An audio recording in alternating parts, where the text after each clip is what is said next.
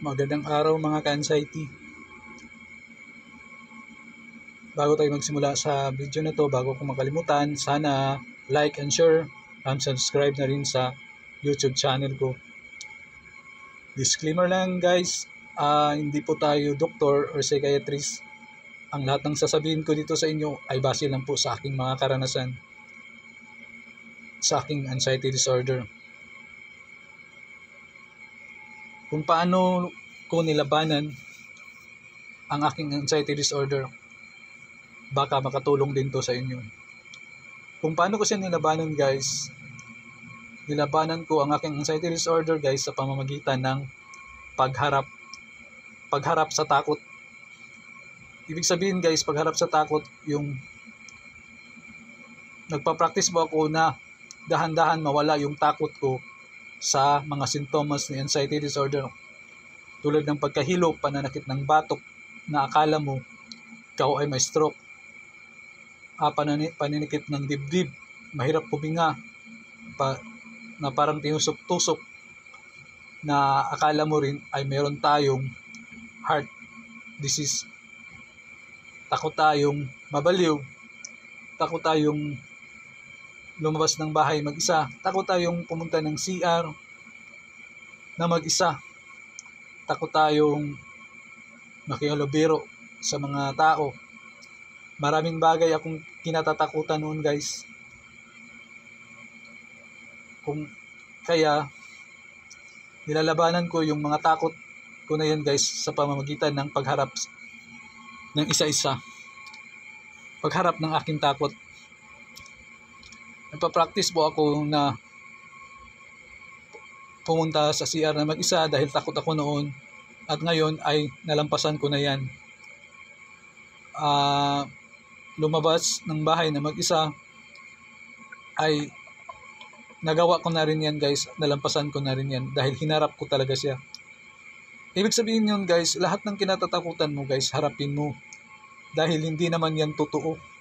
Wala namang mangyayari sa iyong masama kasi umabot na ako ng 8 months na lumalaban dyan sa anxiety disorder na yan. At wala nang nangyayari sa akin ng masama guys. At isa pa guys, yung mga laboratory test ko guys, 3 doktor po ako guys, 3 doktor. Yung laboratory test ko guys ay normal lahat. Wala pala akong sakit. Pero meron akong nararamdaman na pangit, na tulad ng pagkahilo, pananakit ng batok, mahirap huminga, paninikip ng dibdib. Ang dami pa guys. Hindi ko na yung pagpapawis ng kamay, panginginig ng kamay, paa, sakit sa likod, dito sa spinal cords, panlalabo ng paningin. Lahat yan guys, nung baguhan pa ako, lahat ng yan, natatakot talaga ako dyan. Akala ko may mangyari na sa aking masama. Pero imagine nyo guys, 8 months ko siya, magna 9 months na ako. Ang lahat na yan guys, nalampasan ko. Kung totoo bang ako ay may masamang sakit talaga, malubhang sakit talaga, may nangyari na sana sa akin masama. Pero wala. Kasi ibig sabihin nun, hindi talaga totoo.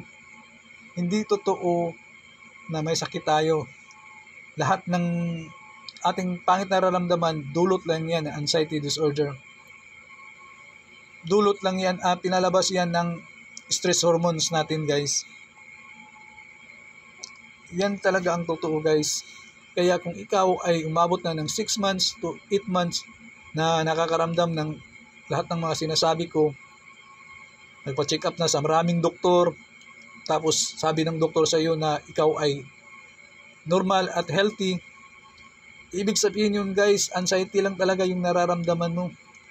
Hindi totoong sakit. Dahil ang anxiety guys ay nonsense, sinungaling, at wala ka sa totoong danger dyan. Yan ang parati mong ilagay sa tatak sa utak mo guys, na siya ay hindi totoo yung anxiety na yan. Kaya kung gusto mo siyang labanan, harapin mo yung kinatatakutan mo. Mag-practice ka araw-araw. Kung sakali nahihilo ka, natatakot ka na yan na baka ikaw ay ma-stroke at piling mo mataas na yung dugo mo. Kung hindi naman mataas yung dugo mo guys, nasa 145 lang over 90, huwag kang matakot yan guys. Isipin mo lang yan guys na anxiety disorder lang to. Nonsense po ang anxiety disorder, sinungaling, at saka wala ako sa totoong danger dito. Dahil maraming beses ko na itong nararamdaman. 6 months o 7 months or ilang buwan ka na nakakaramdam ng ganyan pero wala namang nangyayari sa iyo at paulit-ulit lang. Kaya di mo na kailangang matakot yan. Sa tuwing sinusumpong ka, ang kailangan mong gawin ay umupo at pakiramdaman ang pangit na pakiramdam na yan.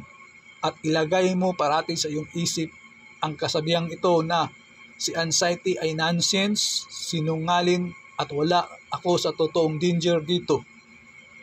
Ganun guys ang pagharap niyan.